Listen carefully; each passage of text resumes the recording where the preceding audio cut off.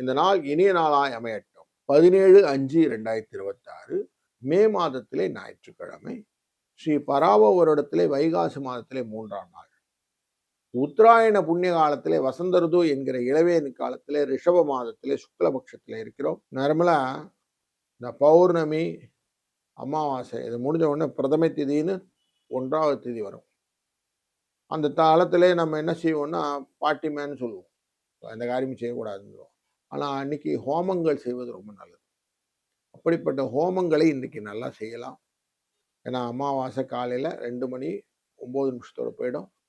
பிரதமை திதி வந்துடும், மாலை 11:45 வரைக்கும் இருக்கும். பின்பு துதியை திதி வந்துடும். கார்த்திகை மாதத்தில் கார்த்திகை நட்சத்திரத்தில் மாலை 4:81 வரைக்கும் இருக்கும். அது 4:01க்கு அப்புறம் ரோகிணி நட்சத்திரம் வந்து காலையில் 8:15 9 மணி வரைக்கும் நல்ல நேரம். மத்தியானத்தில் 1:30 3 மணி வரைக்கும் நல்ல நேரம். ராகு காலம் 4:30, யமகண்டம் 12:1, குளிகை நேரம் 3:4. மேற்கு பக்கம் வெள்ளம்.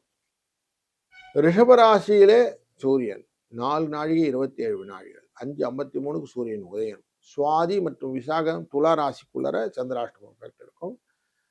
புதன் சூரியன் சேர்ந்து ரிஷபராசி, சுக்கிரன் குரு மிதுன ராசி, சிம்ம ராசியிலே கேது, கும்பராசியிலே ராகு, மீன ராசியிலே சனி, செவ்வாய் கார்த்திகை நட்சத்திரத்துடன் சேர்ந்த சந்திரனுடன் சேர்ந்து அமர்ந்திருக்கிற மேஷ ராசி என்று நாள் துவங்குகிறது.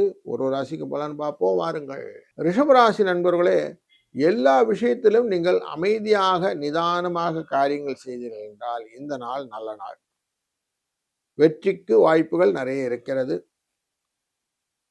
யோசித்து காரியங்கள் செய்தீங்கன்னா மட்டும் போதும்.